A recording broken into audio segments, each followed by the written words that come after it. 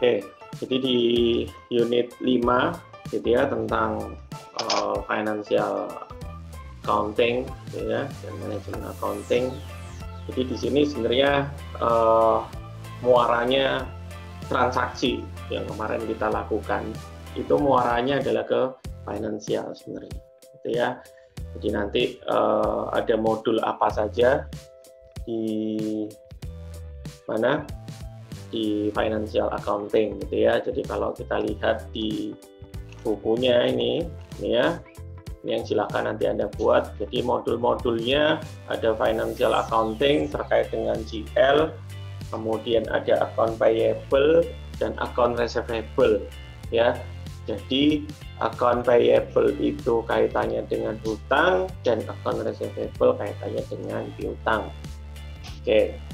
Kemudian ada asset accounting kaitan dengan aset di finansial.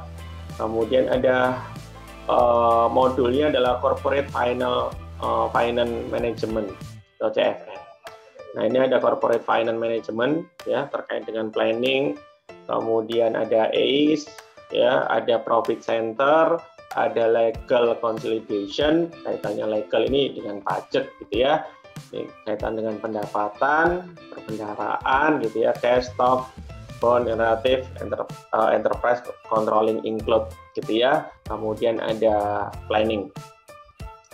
Nah, kemudian di modulnya accounting juga sama, ada profitability and sales accounting, kaitannya dengan profitabilitas, analisis. Kemudian dilanjutkan dengan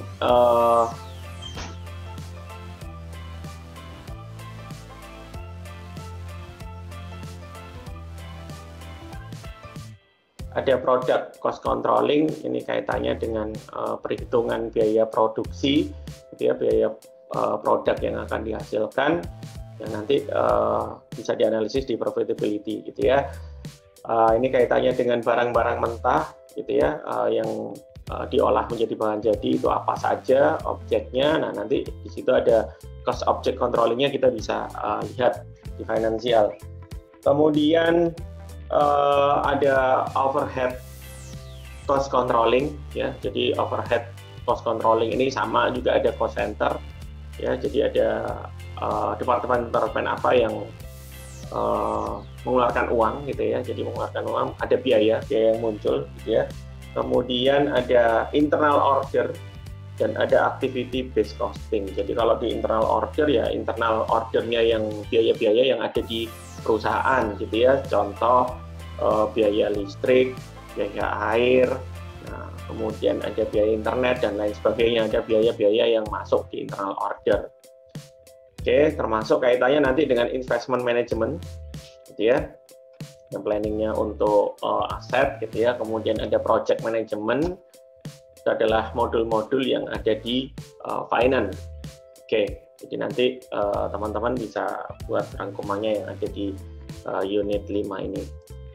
Oke, jadi yang di pertama gitu ya, kalau kita lihat ya, ini yang dari teman-teman mungkin pernah ya di SMA atau sudah Anda mendapatkan pelajaran tentang GL gitu ya, atau general akun ya. Jadi yang tadi saya sudah jelaskan kaitannya dengan financial accounting ini adalah pencatatan keuangan yang terintegrasi kalau di SAP gitu ya. Jadi outputnya apa? Outputnya adalah sebagai laporan keuangan. Nah, di GL atau General Ledger, Financial General Ledger gitu ya, ada Financial Account Receivable, ya, jadi dalam submodulnya ada Financial Asset, ya, kemudian Financial PL dan Financial Account Payable, gitu ya. Nah, outputnya di sini ada Asset Account, gitu ya, Balance Sheet Asset Account sama di profit loss account gitu ya. Jadi nanti semua muaranya adalah ke GL yang catatnya. Itu ada apa saja di GL ini tadi? Kalau kita lihat ada rekon akun gitu ya di sebelah kanan di sebelah kiri. Oke, apa saja gitu ya. Jadi kalau kaitannya dengan customer ya nanti pencatatannya adalah pencatatan kaitan dengan pembayaran hutang gitu ya. Terus kemudian di ini kita punya aset, di aset apa saja, material yang kita beli itu termasuk aset apa saja. Kemudian nanti di sini ada bank juga, gitu ya, bank akun yang kita punya bank akun ada di mana di perusahaan itu. Kemudian kaitan dengan vendor pun juga sama dengan customer, ini kaitannya dengan hutang, gitu ya, di account payable, financial account payable, yang semuanya tertuju pada general ledger. Ya, jadi nanti ada balance sheet, ya, kemudian ada profit loss account.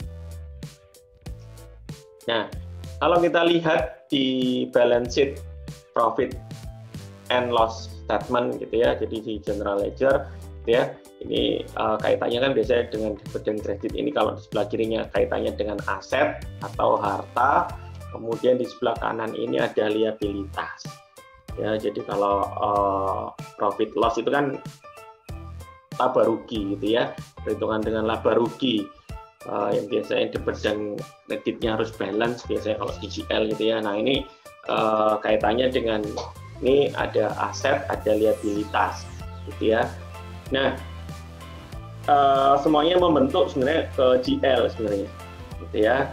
Jadi di laporan balance sheet account nanti modelnya adalah seperti ini, asetnya apa saja, material, penerimaan piutang, kemudian ada bank, kemudian ada equity capital, ya, aset, kemudian ada pinjaman utang, dan ada liabilities hutang, gitu ya, vendor ke hutang, gitu. Kita pinjaman dari mana? Dari bank, contoh, ya, itu yang masuk dalam balance sheet, gitu ya. Atau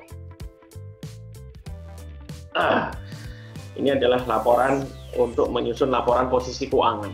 Jadi di balance sheet ini posisi keuangan. Oke. Kemudian ada chart of account, gitu ya. Jadi ada chart of account. Jadi kalau kita lihat di chart of account ini satu chart account bisa digunakan untuk beberapa aktivitas, gitu ya. Jadi satu perusahaan besar, chart of account itu bisa hanya punya satu, tapi dari satu chart of account itu bisa digunakan di beberapa company code, ya. Jadi kalau kemarin di strukturnya organization element kita bisa lihat, gitu ya, ada controlling area, kemudian ada beberapa company code. Jadi di satu controlling area itu ada beberapa company code. Nah, sama halnya dengan chart of account, ya. Oke, bentar. Oke, jadi kita lanjutkan ini ya.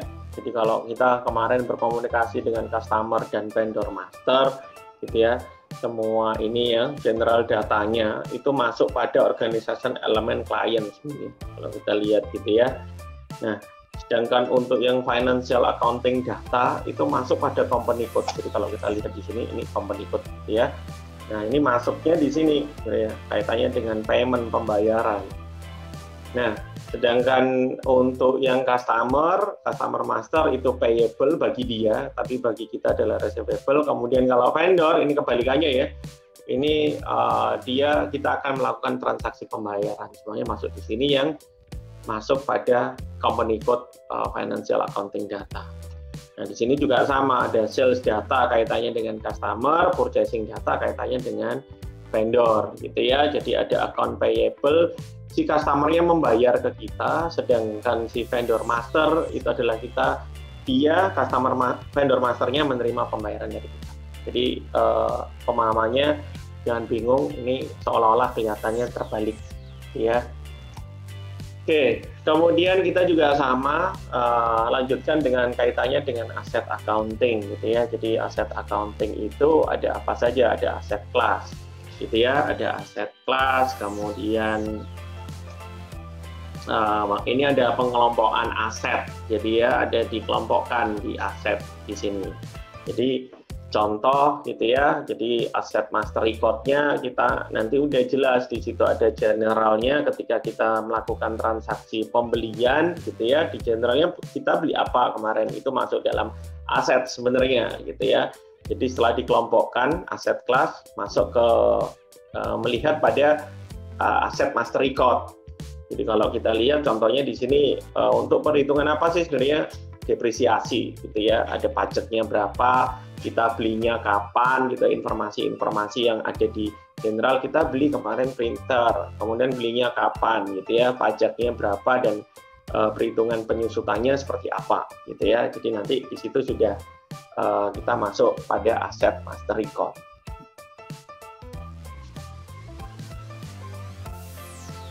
Oke, jadi di Financial and Management Accounting, gitu ya, di lesson kedua, gitu ya, ada Financial Accounting Process sebenarnya. Nah, ini kalau kita lihat di sini, yang dari yang tadi Financial Accounting, ada logistik, ya. Jadi logistik yang kemarin kita melakukan beberapa transaksi logistik, ya, itu kan ada jual, ada beli, gitu, ada material, gitu ya.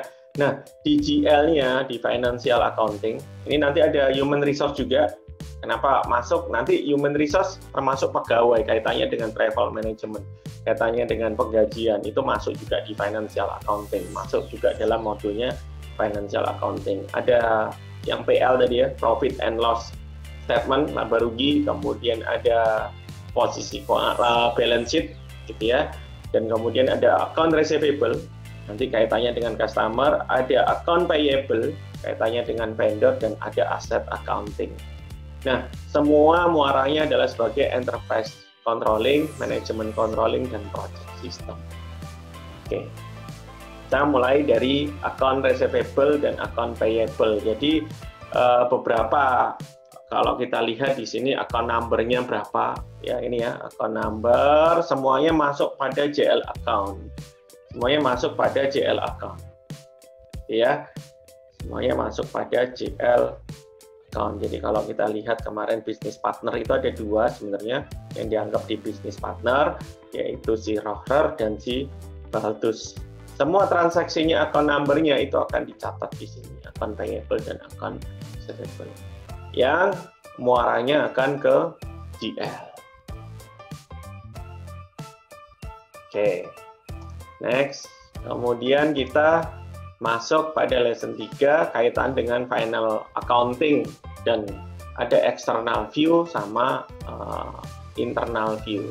Maksudnya gimana gitu ya? Jadi kebutuhan untuk financial accounting reportingnya ini, external view-nya bagi supplier gitu ya, bagi customer. Jadi kalau kita lihat track record-nya di supplier, ini loh pembayaran kita baik-baik saja. Jadi kita punya historinya semua, baik supplier, customer, maupun pemangku kepentingan atau stakeholder. Kemudian bagi bank, buat apa bank gitu ya, buat apa kok butuh di laporan keuangan. Jadi kalau kita mau melakukan peminjaman perusahaan e-cash, kan yang diminta biasanya adalah laporan keuangannya gitu ya, sehat atau tidak gitu dalam pemberian hutang. Nah, itu adalah gunanya financial external view dengan internal view. Jadi kalau di internal view buat apa sih sebenarnya laporan keuangannya, financialnya, financial accountingnya? Jadi untuk sebagai pihak controller gitu ya, kemudian pihak manager ya, dan pihak head of department. Jadi dia bisa mengkontrol laporan posisi keuangannya. Nah, ini kalau kita lihat ya, jadi di posisinya kalau kita lihat bangunan rumah ini gitu ya, ada overhead cost controlling gitu ya di sebelah kiri, kemudian ada product cost controlling, dan ada profitabilitas analisis ya, COOM, COPC, COPA gitu ya. Yang kemudian di bagian atasnya di bangunan rumahnya ada enterprise planning, consolidation, profit center, dan enterprise controlling. Ya, jadi overhead controlling itu digunakan untuk apa gitu ya? Jadi digunakan untuk mengontrol sebenarnya, untuk mengontrol biaya yang tidak langsung gitu ya. Jadi ada biaya-biaya apa saja gitu ya? Ada biaya listrik, kemudian ada biaya internet, kemudian ada biaya-biaya yang tidak dapat dihitung secara langsung. Jadi kayak biaya produksi, ada biaya listriknya kan kita tidak bisa menghitung secara langsung. Kemudian ada product cost controlling. Nah, itu buat apa gitu ya? Product cost controlling itu digunakan untuk biaya-biaya yang terkait dengan penyusunan material. Jadi kalau ada raw material gitu ya, nah dia bisa menghitung, ada product cost controllingnya. Jadi contoh, kira-kira kita menghabiskan biaya berapa gitu ya di produksi, contoh pembuatan mobil ya bahannya apa saja, itu kita bisa tahu bahan detailnya sampai dengan jadi mobil. Oke. Kemudian ada profitability analysis, itu adalah untuk menilai keuntungan antara biaya pengeluaran dengan biaya pemasukan, ya. Nah, ini semua dikonsolidasi, ya, kalau kita lihat bangunan rumahnya. Kemudian masuk pada enterprise planning, yaitu untuk perencanaan strategi perusahaan. Oke. Kemudian profit center ini adalah tempat untuk ya pendapatan atau keuntungan. Kalau cost center, kalau ada yang di cost center ini sama juga kaitannya dengan biaya.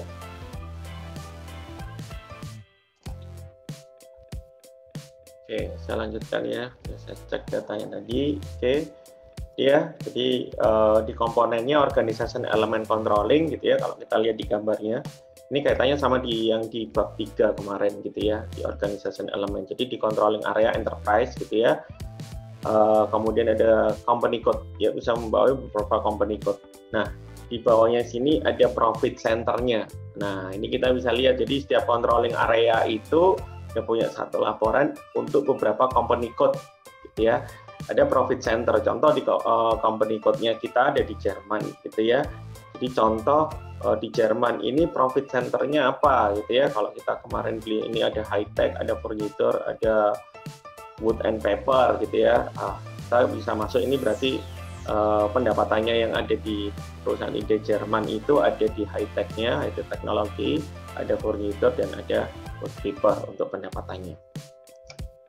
Oke, jadi kemudian kita bisa lihat juga di sini yang tadi yang di gambar rumah tadi ya, kaitannya dengan overhead, cost controlling gitu ya.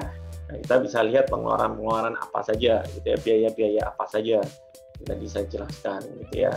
Termasuk kaitannya dengan internal order. Jadi kalau di internal order, ya apa yang untuk kebutuhan atau biaya-biaya yang ada di internal perusahaan IDES, ya apa saja. Ini kaitannya dengan activity based costing pun juga sama. Jadi nanti muaranya adalah ke produk activity ini ya. Ini pun juga produknya apa, biaya-biaya produknya apa gitu ya. Kemudian produk yang memilih untuk distribusi ke channelnya, ini yang masuk dalam activity based costing. Jadi kaitannya dengan perencanaan ya dalam aktivitas bisnis ya. Jadi bisa masuk apa saja. Jadi nggak hanya produk saja, bisa jadi activities based costing itu kita bisa menghitung contoh biaya lembur, gaji gitu-gitu ya. Itu juga masuk dalam aktivitas bisnis. Oke. Di internal di perusahaan IDES. Kemudian ada product cost controlling. Nah, ini kaitannya dengan pembuatan material dari bahan mentah, raw material sampai finish good, bahan jadi. Nah, itu biayanya apa saja gitu ya. Itu kita juga bisa masuk di sini. Nah, ujungnya adalah ke profitability analysis. Jadi ada apa saja, revenue-nya apa gitu ya. Kemudian biayanya apa, cost-nya apa, revenue-nya apa, profit-nya apa, sales plan, kemudian production plan, dan perhitungan kaitannya dengan cost. Oke. Jadi ini profit center, ada cost center, ada aset gitu ya. Kalau kita lihat kaitannya dengan ada internal order project, material, sales order, dan product order. Semuanya mengarah pada profit center. Sedangkan untuk yang cost gitu ya, pengeluaran biaya itu pun juga sama. Jadi nanti contoh di financial accounting, ini kalau kita nanti pakai internasional INT, chart of account, kita dibagi gitu ya, financial accounting ada 0 sampai 9 prosesnya. Kemudian ini contoh menggunakan kode chart of account 1200. Nah, di 1200 ini ada dua, sebenarnya ada 2100 untuk cost center tim A dan tim B, di mana di 2100 untuk cost center tim A itu ya diambil 75%-nya, sedangkan untuk 2200 jadi sebenarnya ada anaknya gitu ya, 2200 itu diambil 25%. Oke. Jadi nanti secara keseluruhan di finansial gitu ya, untuk menjawab ada apa saja overhead controlling ini ada internal order, cost center, business process, product, ada profitability gitu ya. Maksudnya adalah muaranya kepada profit center. Oke. Itu adalah di bab 5, penjelasan di bab 5. Nanti kita lanjutkan dengan proses untuk exercise 51 dan 52. Oke.